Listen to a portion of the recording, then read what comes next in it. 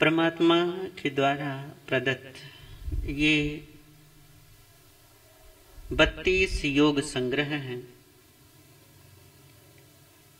इन्हीं पर हमारी चर्चा चल रही है और ये अंतिम चरण में है।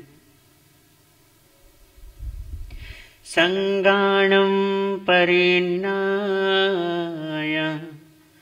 पायचित्त करणे विय आराहणाय मरणन्ते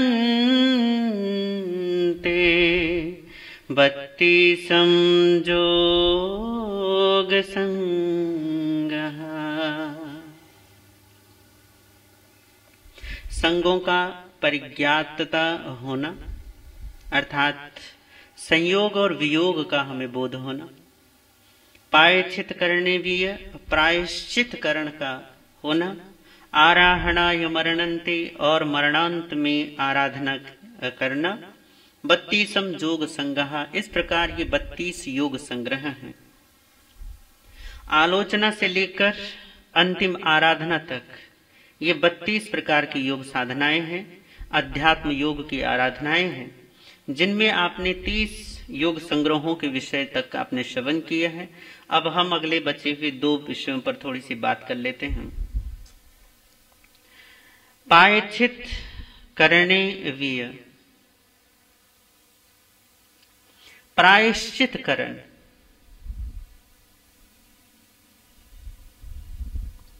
प्रायः चित्त करण इसे कह सकते हैं, अर्थात अंतःकरण की शुद्धि होना, हृदय का बिल्कुल साफ और स्वच्छ होना।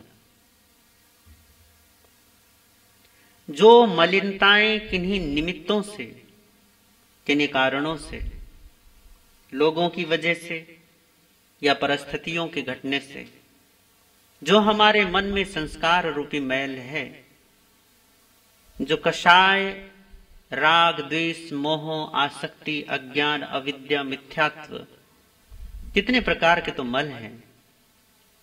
इन मलों का जो विशोधन हो जाए, जिससे उसको कहते हैं प्रायश्चित करण।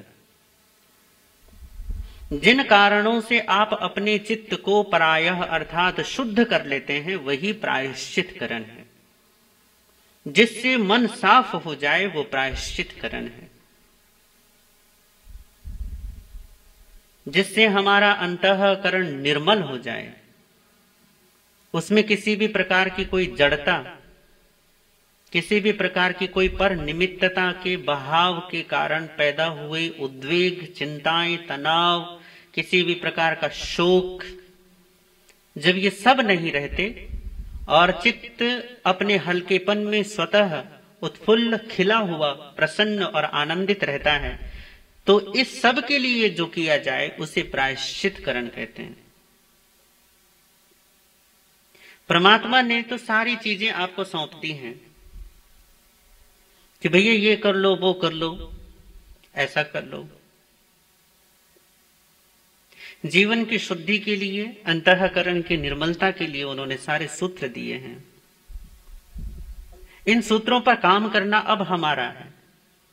ये अब हमारे हाथ की बात है, हमारे निर्णय के ऊपर है कि हम इन सूत्रों पर कितना चिंतन मनन करके इन पर कितना काम कर पाते हैं, कितना पुरुषार्थ जगा पाते हैं। ये 32 योग संग्रह जिन पर कई दिनों से हमारी चर्चा चल रही है, और इन पर संक्षेप में जितना ज्यादा से ज्यादा हो सकता था मैंने कहने की कोशिश की है। अधिकतम तो इसका विस्तार चाहे जितना चाहो कर सकता है कोई भी, पर फिर भी हमने इन सब को एक एक करके समझने की कोशिश की है। और इस समझाइश में केवल एक ही प्रयत्न रहा है, एक ही प्रयास रहा है कि ये अपना आप ना छूटे, इस आत्मा का किसी भी प्रकार से ख्याल आ जाए, अपने स्वभाव के प्रति किसी भी प्रकार से हमारी नजर पड़ जाए, हमारी नजर फिर जाए, हमारी दृष्टि फिर जाए। यही सारा प्रयत्न है अध्यात्म योगों के व्याख्यान का। तो आज के भी जो ये 2 बचे हुए हैं, 31वें 32वें अध्यात्म योग योग संग्रह है, इनमें भी प्रायश्चित करण यही है कि हम किसी न किसी प्रकार से अपने चित्त की शुद्धि कर लें, किसी न किसी तरीके से अंतःकरण को साफ कर लें।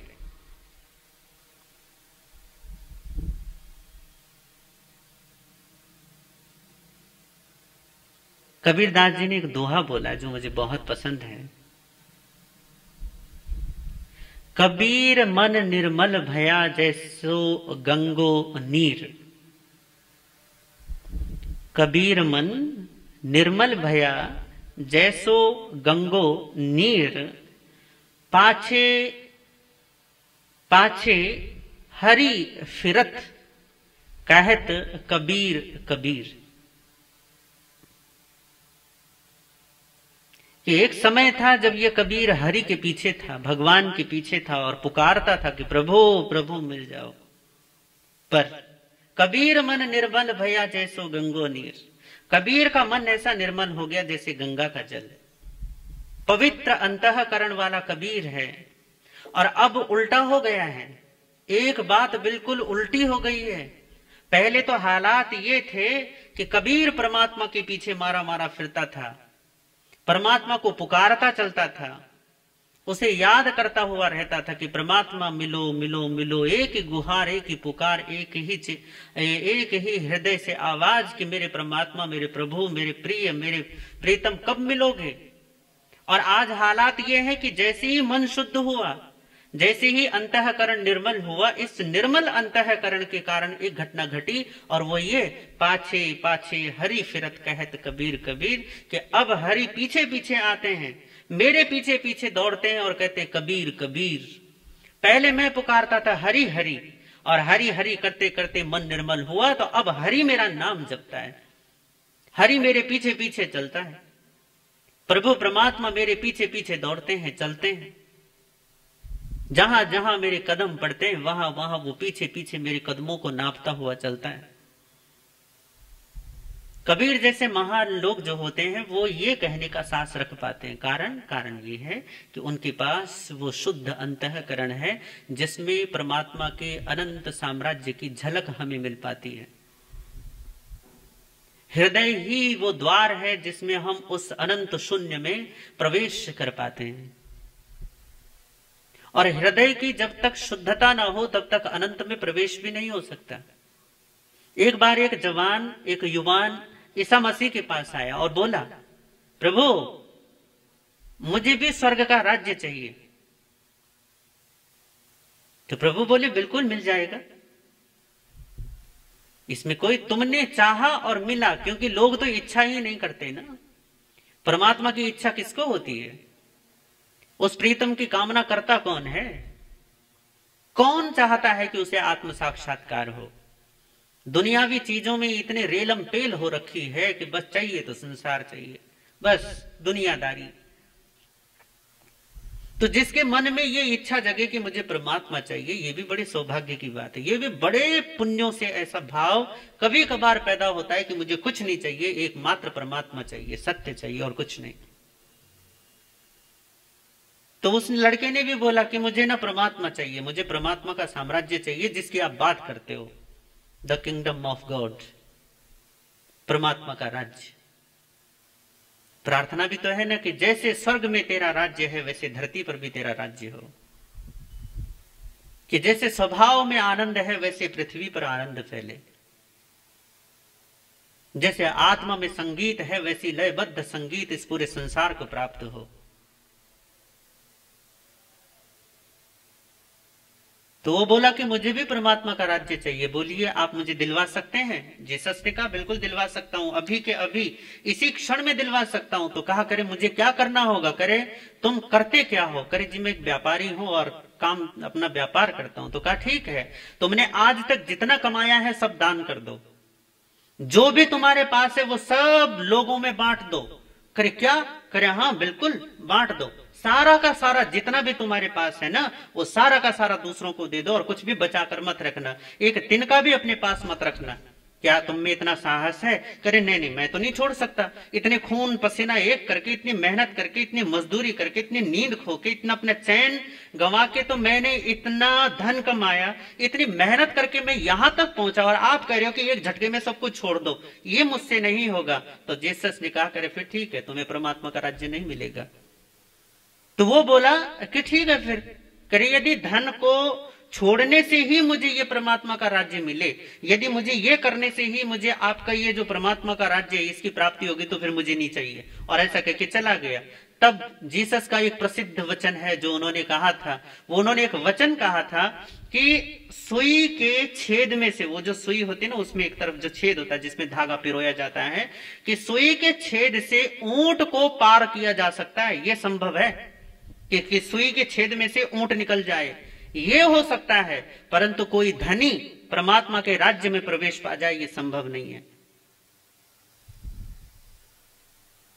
कोई आसक्ति वाला, जिसके मन में संसार की आसक्ति पलती है, जिसके मन में दुनियादारी पलती है, घर गृहस्थी पलती है, व्यापार बाजे, मेरा मेरा तेरा तेरा, बस यही रहता है, जो अपनी छोटी सी दुनिया को छोड़ना नहीं चाहता, उसको विराट हस्तगत नहीं होता।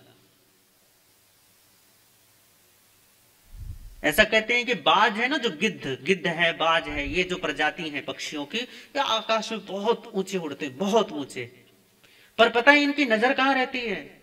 इनकी नजर किसी मांस के लोथड़े पर या किसी धरती पर चलते फिरते हुए जीव पर होती कि जाए और धावा बोल दे, घात लगाकर ऊपर उड़ते इतने ऊपर है, पर नजर कहां होती है? वही नीचे।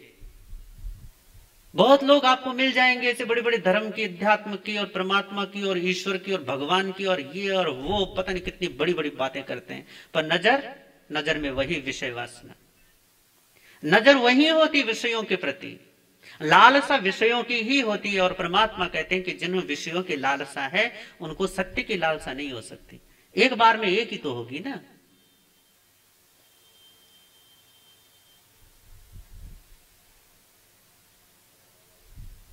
तो प्रायश्चित करण का मतलब है अंतःकरण की शुद्धि। विषय वासनाओं के लालसाओं से जो हमने अपने मन को इतना दूषित, इतना चितकबरा बना दिया है, इसका पूरा स्वरूप ही बदल दिया है, उसके लिए कहा कि उसे शुद्ध करना, और जिन कारणों से वो शुद्ध हो सके उन कारणों को अपनाना, यही प्रायश्चित करण है। हमारे यहां पे परमात्मा ने, देखो उन दीन बंधु अपार करुणाशील परमात्मा ने कैसी कैसी विधियां, किस तरीके से तो उन्होंने हमें समझाया नहीं है, बताओ। वो कहते हैं कि मन में पलने वाले, हमारे भीतर में रहने वाले 3 प्रकार के शल्य हैं। 3 शल्य का मतलब कांटे। ये 3 प्रकार के कांटे हैं जो हम किसी न किसी तरीके से अपने भीतर में पाल कर रखते हैं, इन्हें हम पाल के रखते हैं। एक कांटा वो है जो बाहर चलते फिरते या किसी वजह से हमें लग जाता है, हमें चुभ जाता है, और ये कांटे ऐसे कि कोई चुभाता नहीं है, कोई रखता नहीं है, कोई कहीं बाहर से नहीं आते, ये हम खुद अपने भीतर में पैदा करके खुद ही उनको पालते हैं, पोसते हैं। अब जैसे शरीर में लगा हुआ कोई कांटा हमारे पूरे शरीर को बेचैन बनाकर रखता है, हमारे मन को बेचैन बनाए रखता है, वैसे ही मन में पलने वाला कोई भी शल्य, इन तीनों में से एक भी प्रकार का कांटा यदि भीतर में है तो वह आपके पूरे के पूरे अंतःकरण को, आपकी पूरे आत्मिक जगत तक को भी एक बेचैनी, एक अशांति और एक भीतर की पीड़ा में आपको ग्रस्त रखेगा। आपके पास सब कुछ जाहो जलाली होगी, सब कुछ होगा, परंतु आपके पास सुख नहीं होगा, आपके पास आनंद नहीं होगा। कारण ये नहीं है कि किसी चीज का अभाव है इसलिए आनंद नहीं है, कारण ये है क्योंकि तुमने भीतर में ये कांटे रख रखे हैं चुभो कर, इसलिए आनंद नहीं है। और जिस पल में तुम इन कांटों को हटा देते हो ना, तुरंत निकाल देते हो, उसी क्षण में आप आनंदित हो जाते हैं। इन कांटों को यदि निकालना है, वही निकालने की प्रक्रिया है प्रायश्चित करण की। और ये कांटे कौन से हैं जो आपके हृदय में चिभे रहते हैं? परमात्मा ने 3 नाम दिए हैं। पहला उन्होंने कहा माया, झूठ, इसे उन्होंने नाम दिया माया शल्य, झूठ का कांटा, बेईमानी का कांटा। और यदि जीवन को देखा जाए तो हमारा जीवन तो ज्यादातर तो माया शल्य से ही ग्रसित रहता है। हमारे जो इस समय, इसे हमारे यहाँ पे भारत में एक युग कहा जाता है, इस युग का नाम है कलि युग। स्वामी रामकृष्ण परमहंस इस युग के लिए ऐसा बोला करते थे कि कलयुग में जो होता है ना, लोगों के जो प्राण होते हैं वो अन्नगत होते हैं। अन्नगत समझ रहे हो? अन्न पर ही उनके प्राण डिपेंड करते हैं, उनका जीवन भोजन पानी पर ही अवलंबित रहता है। और यही कारण है कि अन्नगत प्राण होने की वजह से देहगत मन रहता है। मन की आसक्ति देह के प्रति भयंकर तरीके से रहती है। इससे आपके जीवन में, आपके अंतःकरण में एक भाव पैदा होता है जिसको कहते हैं अस्मिता, जिसको कहते हैं अहंकार। और ये अहंकार के विषय में आप अपने चारों तरफ एक ऐसा मुलम्मा चढ़ा देते हैं कि इस अहंकार पर किसी भी प्रकार की चोट नहीं पहुंचने देना चाहते। आप कई बार तो गलती होने के बावजूद उस गलती को स्वीकार नहीं करना चाहते। कारण यही है कि अहंकार इसकी इजाजत नहीं देता। तब आप झूठ का सहारा लेते हैं, छल कपट का सहारा लेते हैं, दूसरों को दिखावा करके दिखाते कि हम ऐसे हम वैसे। इसी को परमात्मा कहते हैं कि जो तुम्हारा आडंबर है, तुम्हारा मन कुछ और होता है, तुम्हारी बोली बाणी कुछ और होती है, तुम्हारे कर्म कुछ और होते हैं। ये जो कर्म किसी और दिशा में भाग रहे हैं, वचन तुम किसी और दिशा में बहा रहे हो, और तुम्हारा मन कहीं और ही भागे चला जा रहा है। जहां मन एक नहीं है, वचन एक नहीं है और कर्म एक नहीं है, इस अवस्था को कहते हैं माया। और जिसके अंतःकरण की ऐसी अवस्था है, उसके लिए परमात्मा ने कहा यह है माया शल्य।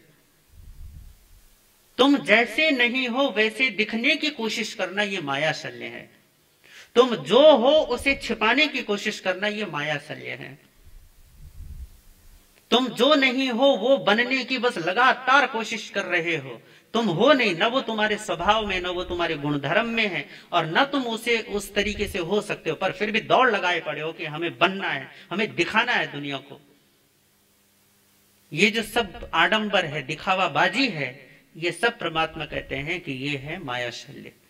और जब तक ये माया शल्य है ना, जैसे तुम हो वैसे तुम अपने आप को प्रकट नहीं करते, वैसे तुम अपना जीवन नहीं जीते, तो परमात्मा कहते हैं कि ये तुम्हें दुखी रखेगा, तुम्हें पीड़ित रखेगा। बाहर से बहुत सजा दोगे, तुम बहुत बढ़िया कपड़े पहन लोगे, बढ़िया मेकअप कर लोगे, बढ़िया मेकओवर हो जाएगा तुम्हारा, बाल अच्छे, गाल अच्छे, शरीर अच्छे, कपड़े अच्छे, घर अच्छे, रिश्ते नाते अच्छे, बोली बाणी अच्छी, पर भीतर से दुखी पाओगे अपने आप को। क्यों? कारण यही है कि सब कुछ दिखावा है, सब कुछ। और जब तक ये दिखावा है ना, तो बाहर से कितना भी अच्छे होने का मुलम्मा क्यों ना चढ़ा लो, भीतर से तुम्हें पता रहेगा, तुम्हें पता होगा कि मैं दुखी हूं, मैं आनंदित नहीं हूं। तुम्हारा बुरा से बुरा भी यदि संसार को नजर आ जाए तो भी तुम्हें एक बात की संतुष्टि रहती है कि चलो भैया कोई बात नहीं, लोग बदनामी करें सो करें, पर हम छिपाते तो नहीं है ना, अब किसी से छिपाने की जरूरत तो नहीं है ना।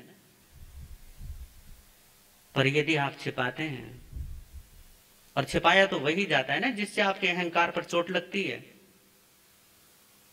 छिपाने की कोशिश तो उसी से चलती जिससे आपको पता चलता है कि भैया हमारी ईगो को ठेस लग सकती है, हमारे अहंकार पर घात हो सकता है, लोग हमारे बारे में क्या सोचेंगे, और ये ऐसा है, इन्होंने ऐसा किया। तब हम क्या करते हैं? तब हम बातों को ढक देते हैं। ये जो असत्य का आचरण है, ये मायापूर्ण जो व्यवहार है, इसी को परमात्मा ने कहा ये माया शल्य है। और जब तक ये कांटा भीतर में रहेगा ना, जब तक ये असत्य का, ये आवरण वाला, ये जो पर्दे वाला जो जीवन है, जब तक ये रहेगा, जब तक ये मेक ओवर वाला जीवन, ये मेकअप वाला जीवन जब तक रहेगा ना, तब तक भगवान कहते हैं कि ये माया शल्य है। और जब तक ये शल्य रहेगा तब तक तुम दुखी रहोगे, अकारण दुखी रहोगे, कोई कारण ना होगा, सब कुछ सही रहेगा पर फिर भी दुखी रहोगे। कारण सिर्फ यही है क्योंकि तुमने माया शल्य को पाल रखा है, भीतर में ये कांटा बिठा रखा है, ये दूसरों को दिखावटी जीवन जीने का। इसलिए आप देखते होंगे कि बहुत सारे अच्छे अच्छे प्रतिभावान बच्चे भी आत्महत्या कर लेते हैं। बड़े बड़े क्या नाम है, प्रतिभावान, सुंदर, पैसे, सब कुछ है उनके पास, नाम, नेम, फेम जिसको कहते हैं ना, सब है, पर आत्महत्या कर लेते हैं, मर जाते हैं, दुर्व्यसनों में फंस जाते हैं, और फिर उसके बाद अपने बढ़िया से सज धज कर लोगों के सामने आते हैं। कारण क्या है? कारण यही है कि जो असलियत में है कुछ और, दिखाते हैं कुछ और जो ये कुछ और है और कुछ और दिखाने की कोशिश कर रहा है, ये दिखने की कोशिश कर रहा है, इसी कोशिश में सिद्ध होता है कि ये आदमी माया शल्य से ग्रसित है। और जिसमें माया शल्य हो उसके पास सब कुछ होगा, नाम भी होगा, पैसा भी होगा, सम्मान होगा, दुनिया जान रही होगी, सफलता होगी, पर सुख नहीं होगा, आनंद नहीं होगा। तो सारी सफलताएं एक तरफ और जीवन में उस निश्चलता का सुख एक तरफ। तो निश्चल हो जाना ये प्रायश्चितकरण है। जैसा जीवन वैसा। तो इसके लिए भी परमात्मा ने कहा है कि आलोचना करना, प्रतिक्रमण करना, आत्मनिंदा करना, अपनी ही तरफ स्वाध्याय आदि के द्वारा अपने पर दृष्टिपात करना, ये माया शल्य से छुटकारा पाने के उपाय हैं। जब आप इन उपायों को अपनाते हैं, आलोचना, प्रतिक्रमण, स्वाध्याय आदि, तो इनसे माया शल्य से निजात पाई जाती है, इनसे छुटकारा पाया जाता है। और जैसे ही माया शल्य से छुटकारा हुआ, आप तुरंत देखते हैं कि भैया भीतर में अपने आप ही आनंद छाने लगा है। तो पहला कांटा है माया का, दूसरा भगवान ने कहा दूसरा जो कांटा है वो है निदान का। निदान, दान दिया है तो नाम होना चाहिए।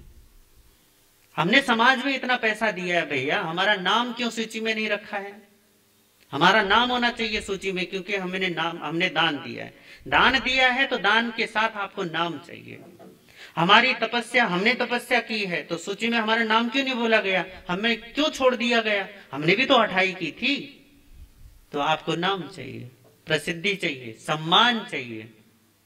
जब भी कोई आध्यात्मिक कृत्य करते हो तो चुपके से ये इच्छा चुपके से वहां जुड़ जाती है जाकर, और फिर उस इच्छा से संचालित होके आप मन में कोई धारणा बना लेते हैं कि हमने इतनी तपस्या की है, हमने इतना स्वाध्याय किया है, हमने इतना जप तप योग साधना की है, इतनी धर्म की आराधना की है, तो इस आराधना का कोई ना कोई फल हमें मिलना चाहिए। आप मन में एक धार सा लेते हैं, उस धारणा को, उस इच्छा को कहते हैं निदान। कि कोई भी आपने अच्छा काम किया, मंदिर गए, भगवान की पूजा करी, किसी दरिद्र को, किसी जरूरतमंद को आपने दान दे दिया, किसी धर्म स्थान में दान दिया है, कोई त्याग किया, कोई तपस्या की, कोई जप किया, कोई तप किया, कोई योग किया, कोई ध्यान किया, स्वाध्याय किया। इन चीजों को करने के बावजूद होना तो एक ही लक्ष्य चाहिए कि जीवन में आत्मशुद्धि हो। पर आत्मशुद्धि के अलावा कुछ और यदि आप इच्छा पाल लेते हैं, जो आत्मशुद्धि से उसका संबंध नहीं होता, उसका संबंध होता है संसार से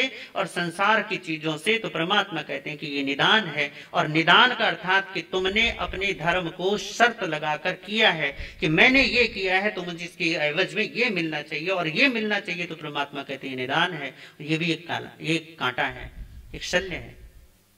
जब तक आप धर्म के साथ अपनी इच्छा को जोड़े रखते हो तब तक परमात्मा कहते हैं कांटा है। और जब तक कांटा भीतर में रहेगा, कोई भी सदकर्म तुमने किया है दान के रूप में, शील के रूप में, तप के रूप में, भावना के रूप में, और तुमने पीछे इच्छा जोड़ दी, परमात्मा कहते हैं कि ये कांटा है। जब तक तुम धर्म को निष्काम नहीं बनाओगे तब तक तुम उस अकारण आनंद को पा ही नहीं सकते। तुम धर्म भी कारण सहित करते हो कि हाँ ये मिलना चाहिए, वो मिलना चाहिए, स्वर्ग मिल जाए, नाम हो जाए, पद प्रतिष्ठा मिल जाए, कितने प्रपंच पाल के रखते हो और फिर बेचैन भी रहते हो। ऐसा नहीं कि तुम्हारा दुख एकदम से तुम सब हो जाता है शांति और बस मन बिल्कुल संक्लेश रहित होके और हो गए वीतराग। इतने सारे समाज में दानी लोग मिल जाएंगे आपको, पर बेचैन भी वो उतने ही हैं। उनके दुखों का समापन नहीं होता, कोई दुख खत्म नहीं हो जाते, उनके पीड़ा फिर भी वहीं की वहीं रहती। कारण क्या है? कारण यह है कि दान तो दिया पर निष्काम नहीं दिया। समाज में बड़ी ऊंची ऊंची बोलियां तो लगा दी, पर कोई भी बोली इसलिए चुपके से नहीं बुलवा दिया कि भैया हमारी तरफ से ये गुप्त दान है। नहीं, नाम होना चाहिए, तभी तो पता चलेगा कि हम भी दानी हैं भैया। और फिर भी ये बेचैन रहते हैं। कारण यही है कि निष्काम होकर सदकर्म नहीं किया। बड़ी बड़ी तपस्याएं करते हैं हमारे समाज में। अभी तपस्याओं का देखो, तपस्याओं की मनाही नहीं है, पर तपस्याएं जब बड़ी बड़ी करते हैं, पर फिर भी ये जहां पहले दिन होते हैं उसके बाद पढ़ने के बाद भी वैसे के वैसे होते हैं, कोई परिवर्तन नहीं दिखाई देता ना। वही मानसिक संक्लेश, वही राग द्वेष, वही आसक्ति, मोह माया ममता, वही कलह कलेश, जीवन की वही छोटी छोटी बातों पे चिंतित हो जाना, शोक में चले जाना, तनाव से ग्रसित हो जाना, वही चलता रहता है रूटीन में। कौन सी तपस्या की तुमने? इतने दिन भूखे रहे भैया, कुछ परिणाम तो लाओ सामने। परिणाम क्या आएगा? परिणाम ये थोड़ी ना आएगा कि बाद में मिलेगा भैया, है? धर्म का परिणाम तो तत्क्षण आना चाहिए ना। भोजन करते हो तो यूं थोड़ी ना कि आज भोजन किया तो कल भूख मिटेगी, आज भोजन किया तो आज की भूख मिटेगी ना। पानी पीते हो तो ये थोड़ी ना कहते हो कि भैया आज पानी पिएंगे तो कल प्यास बुझेगी। ऐसा होता है, एक जानवर है हमारे आसपास जिसे हम कहते हैं ऊंट। ऊंट के साथ ऐसा कहा जाता है कि उसका जो कुबड़ होता है ना, वो वहां पानी स्टोर कर लेता है। तो अगर उसे 5-6 महीने पानी ना मिले तो भी वो आराम से उसका गुजारा चल जाता है। अब तुम ऊंट तो हो नहीं, इंसान हो ना। पानी तभी पीते हो जब प्यास लगती है, और जैसी प्यास लगी तो तुरंत प्यास बुझ जाती, पानी मिटती। यूं तो नहीं कहते कि अभी प्यास लगी है पानी अभी पिएंगे पर बाद में इसकी शांति हो जाएगी, ऐसा तो नहीं होता ना। उसी समय धर्म के साथ भी ऐसा क्यों नहीं कहते कि अभी किया है तो अभी परिणाम मिलना चाहिए ना। और वो परिणाम क्या होगा? आत्मा की शांति के अलावा और कौन सा परिणाम धर्म से चाहते हो? स्वर्ग चाहते हो? किसी बड़े अच्छे कुल में जन्म चाहते हो? या बहुत बड़ी बड़ी सफलताएं चाहते हो? धन के भंडार चाहते हो? क्या चाहते हो धर्म से? धर्म की तो एक ही उपलब्धि है कि आत्मा हल्की हो जाए, आनंदित हो जाए, भीतर की प्रसन्नता बरकरार हो जाए, बस। और क्या चाहिए? भीतर की जो अखूट जो शांति है, जिसे कहते हैं निराबाद शांति, बस वो हो जाए, इतना सा धर्म का कार्य है। ये कार्य आज तक आपसे सधा नहीं, तो फिर क्या साध रहे हैं? कौन सी आराधना कर रहे हैं धर्म की? कारण है हम करते हैं पर करने के साथ पीछे इच्छा जोड़ देते हैं। अब क्योंकि भैया साधु संत भी तो यही सिखाते हैं ना, दान करोगे परलोक में मिलेगा, सामायिक करोगे परलोक में मिलेगा, तपस्या करोगे परलोक में मिलेगा, सब कुछ परलोक में मिलेगा। भैया तुम यहां कर क्या रहे हो? निकल लो परलोक की तरफ। जी किस लिए रहे हो? जिएंगे दुखी, जिएंगे तनाव में, जिएंगे चिंता में, जिएंगे शोक में, जिएंगे वही हाय हाय हाय हाय में, और फिर भी धर्म करते चले जाएंगे और धर्म को कामना जोड़ देंगे। परलोक में मिलेगा, स्वर्ग में मिलेगा। जो यहां नहीं मिलेगा वो वहां कैसे मिलेगा बताओ? जिसका परिणाम यहां घटित नहीं हुआ उसका परिणाम वहां कैसे घटित होगा? तो धर्म का फल यही है कि आप शांत हो जाओ, आप इच्छा रहित और निष्काम हो जाओ। और जैसे ही हम निष्काम होते हैं तो धर्म तो उसी समय फलवान होता है, उसी समय परिणाम देना आरंभ कर देता है।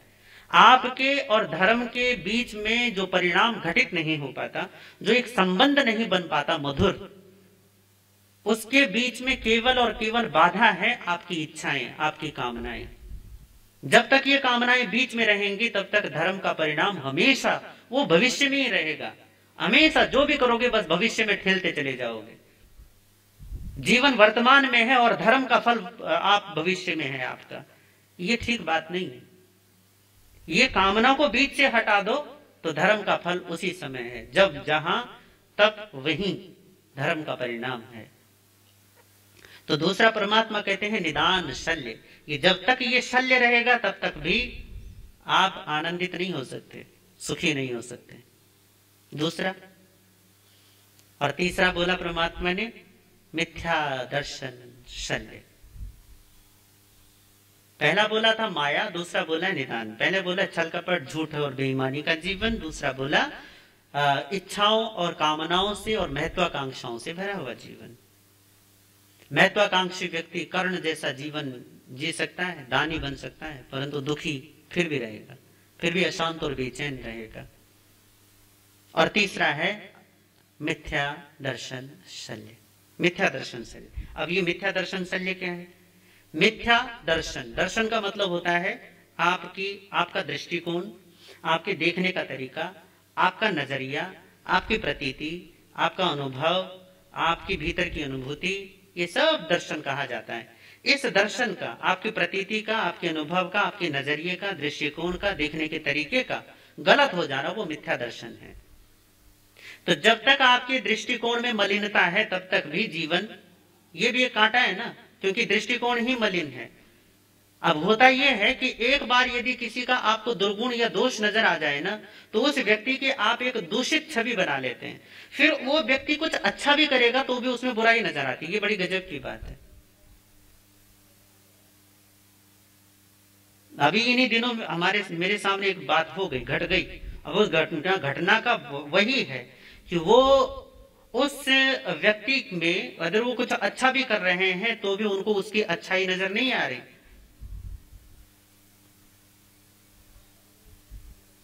कारण क्या है? कारण यही है क्योंकि बस एक बार बुराई नजर आ गई ना, एक बार दोष देख लिया तो अब वो मन में सोच ही नहीं सकते कि भैया इनमें कोई गुण भी हो सकता है। वो छवि बना लिए तो बुरे हैं, ये तो बेकार है, ये तो किसी काम के नहीं है, ये तो नुक्ताचीनी करते हैं। अब वो चाहे किसी की भलाई के लिए सब कुछ चीजें शेयर करते हैं, पर हाँ आपका अहंकार, आपका टोकना वो अच्छा नहीं लगता, तो इसलिए आप एकदम से क्या हो जाते हैं, बिदक जाते हैं। परमात्मा कहते हैं कि दृष्टि की मलिनता से भी ये सबसे बड़ा शल्य है, माया भी शल्य है, निदान भी शल्य, पर इन दोनों शल्यों को जन्म देने वाला ये मिथ्या दर्शन शल्य है। पाप 18 है, पर उन 18 पापों का जनक ये मिथ्या दर्शन शल्य है। जब तक ये मिथ्या दर्शन रहता है तब तक सारा जीवन दुखी पीड़ित रहता है। आदमी को तुम स्वर्ग में भी बिठा दो ना तो वहां भी वो दुख का कोई कारण खोज लेगा। मिथ्यात्व कारण क्या है? कारण यह है कि दृष्टि ही मलिन है, देखने का तरीका ही गलत है, जीवन जीने का ढंग ही गलत है। बीज बो रहा है, परंतु बीज बो रहा है वो जो उसके जीवन में कांटे और झाड़ियां और जंगल पैदा कर देगा। जो उसके मन को मलिन करता है उन्हीं तरीकों को अपनाता है, जो उसके जीवन को भारी बनाता है उन्हीं चीजों में जीता है। जिस चीज से तनाव और शोक और ये सारी की सारी बीमारियां पलती हैं उन्हीं बीमारियों में जीता है, रहता है, जीवन व्यतीत करता है। इसी को परमात्मा कहते हैं कि भैया ये मिथ्यात्व हो गया। परमात्मा की तरफ नजर नहीं उठाता, सत्य की तरफ कभी साहस करके कदम नहीं बढ़ाता, कभी भी गुरु के सानिध्य में जाने की इच्छा नहीं जगाता, कभी धर्म की आराधना करने की कामना और वासना को भीतर में संस्कारित नहीं करता। बस हाँ एक में ही लक्ष्य होता है, बस ये जो खुद में नहीं है उसकी तरफ भागता है, दौड़ता है। और मृग मरीचिका के पीछे दौड़ता हुआ जैसे हिरन वो भागता है ना, या फिर ऐसा कहा जाता है कि कस्तूरी मृग होता है, उसका जो कस्तूरी होती है सुगंध उसकी नाभि में होती है, पर उसको कहते हैं कि गंध मिलती है और उस गंध की खोज में पूरे जंगल में भटकता रहता है।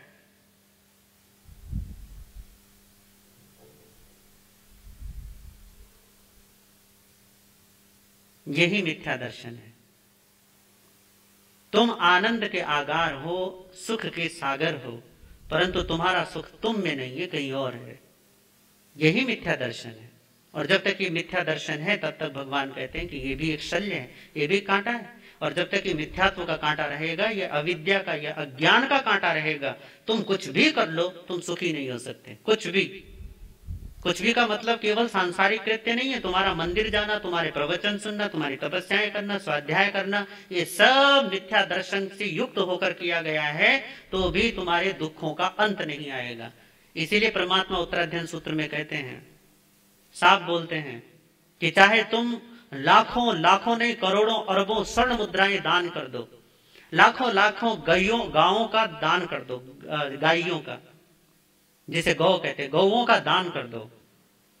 कहते हैं करोड़ों वर्षों तक तुम भूखे प्यासे महीने तुम उपवास करो और महीने के अंत में कुश के अग्रभाग पर वो जो दूब की घास होती है ना आपके लॉन में, उसकी सुबह सुबह देखोगे तो छोटी छोटी पानी की बूंदे टिकी रहती हैं। पूरे रात भर ओस गिरती है तो सुबह सुबह उनकी नोक पर छोटी छोटी बूंदे पानी की रहती है। तो कहते हैं भगवान कि एक महीने उपवास करे और महीने के आखिरी दिन में जो तुम्हारा पारना हो तो पारने में इतनी छोटी सी वो कुश के नोक पर टिकी हुई बूंद से तुम अपना पारना करो और फिर कुछ ना खाओ, फिर अगले 30 दिनों के लिए फिर से भूखे बैठ जाओ।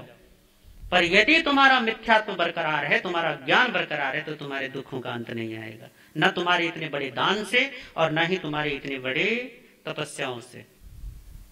कहते हैं कि बोधि धर्म जब चीन गया तो चीन का एक राजा उनसे मिला जो पहले से ही बुद्ध देव का भक्त था और बौद्ध धर्म का अनुयायी था। और उसने बौद्ध धर्म के प्रचार और प्रसार के लिए अपने देश में बड़े बड़े उसने कार्य किए थे। तो बोधि धर्म के पास वो आया और बोधि धर्म से उसने कहा मुझे निर्वाण कैसे मिलेगा? तो कहा आप कर क्या रहे हो? करें मैंने निर्वाण के लिए बड़े बड़े मठ बनवाए हैं जहां बौद्ध भिक्षु रहते हैं और साधना करते हैं, ध्यान करते हैं। तो कहा करे नहीं, तुम्हें निर्वाण नहीं मिलेगा। करे मैंने भगवान बुद्ध के बड़े बड़े मंदिर बनवाए हैं जहां भगवान बुद्ध की बड़ी भव्य भव्य प्रतिमाओं की स्थापना करवाई है, जहां भगवान के भक्त जाते हैं, आराधना करते हैं, पूजा करते हैं। मैंने ऐसे ऐसे मंदिर बनवाए पूरे देश में। कहा करे नहीं, फिर भी तुम्हें निर्वाण नहीं मिलेगा। करे मैंने भगवान बुद्ध के त्रिपिटकों का बहुत यहाँ की चीन की भाषा में अनुवाद करके पूरे देश में मैंने और जगह जगह पुस्तकालय खुलवाए हैं ताकि लोग ज्ञान की आराधना करें और ज्ञान की आराधना करके भगवान बुद्ध को जाने और फिर निर्वाण की तरफ चल पड़े। करे मैंने इतने काम करवाए, करे फिर भी तुम्हें निर्वाण नहीं मिलेगा। करे मैं भगवान का उपासक हूं, मैंने पूरे देश में धर्मशालाएं बनवाई हैं, प्याऊ बनवाए हैं, कुएं और तालाबों का निर्माण करवाया है, पूरे देश में दानशालाएं खुलवाई हैं। आप बताओ कि निर्वाण मिलेगा या नहीं मिलेगा? बोधि धर्म कहते हैं नहीं मिलेगा, बिल्कुल नहीं मिलेगा। खरे हद हो गई। करे यदि मुझे मतलब कि इन व्रतों के पालन से, कुछ उसने व्रत भी रख रखे थे जो भगवान बुद्ध के उपासक करते हैं, कि अगर मुझे इन व्रतों से मुझे निर्वाण नहीं मिलेगा, मंदिरों के निर्माण से निर्वाण नहीं मिलेगा, मठों के निर्माण से निर्वाण नहीं मिलेगा, इन पुस्तकालयों से, इन बड़े बड़े अच्छे धार्मिक कार्यों को करने से, दानशालाएं खुलवाने से, पूरे देश में इतने भलाई के कार्यों को करने के बावजूद निर्वाण नहीं मिलेगा, तो फिर निर्वाण कैसे मिलेगा? तो बोधि धर्म कहते हैं कि प्रज्ञा से ही निर्वाण होता है। जब तक प्रज्ञा नहीं तब तक निर्वाण नहीं। समझे? जब तक ज्ञान नहीं तब तक शांति नहीं। निर्वाण का मतलब शांति ही होता है। जब तक बोध नहीं होगा तब तक शांति नहीं होगी। जब तक समझ नहीं आएगी तब तक तुम अशांत रहोगे। और समझ पर कुठारा घात करता है मिथ्यात्व, ये अविद्या। अविद्या सबसे पहले बुद्धि भ्रष्ट कर देती है, सबसे पहले समझ को देश निकाला दे देती है, उसके बाद जो ना हो वही कम। तो यदि अपने इस जीवन को शुद्ध बनाना हो, जीवन को दिव्य और भव्य बनाना हो, तो प्रभु कहते हैं प्रायश्चितकरण उपाय है। और प्रायश्चितकरण का उपाय क्या है? तो भगवान कहते हैं इन 3 शल्यों से रहित हो जाओ, इन 3 कांटों से छुटकारा पा लो। पहला कांटा झूठ का कांटा, ये झूठा जीवन, इसका कांटा। दूसरा कहा निदान का, इच्छाओं का, कामनाओं का कांटा, जो तुम भगवान के साथ, गुरु के साथ, शास्त्र और सिद्धांत और धार्मिक कृत्यों के साथ भी जोड़ देते हो, उन इच्छाओं का कांटा। और तीसरा का मिथ्यात्व का, जो उल्टी सोच हो गई है, उल्टी नजर हो गई है, ये उल्टी नजर को, ये नकारात्मक सोच को, ये नकारात्मक दृष्टिकोण को, इसको हटाओ। ये भी एक कांटा है। जब तक ये कांटे 3 रहेंगे तब तक आत्मशुद्धि नहीं, और जब तक आत्मशुद्धि नहीं तब तक आत्मा का आनंद नहीं। तो आत्मा की शुद्धि के लिए किया जाने वाला जो भी कार्य होगा, इन 3 कांटों से छुटकारा पाने के लिए जो भी सदकर्म होगा, वो सब कुछ प्रायश्चित करण में गिना जाएगा। यही परमात्मा का अध्यात्म योग प्रायश्चित करण है। आप इस प्रायश्चित करण को अपना के कांटों से शून्य हो जाएं, शल्यों से रहित हो जाएं। यदि ऐसा हुआ तो जीवन सच्चे मायनों में दिव्य होगा, भव्य होगा। इन्हीं भावनाओं के साथ ओम शांति।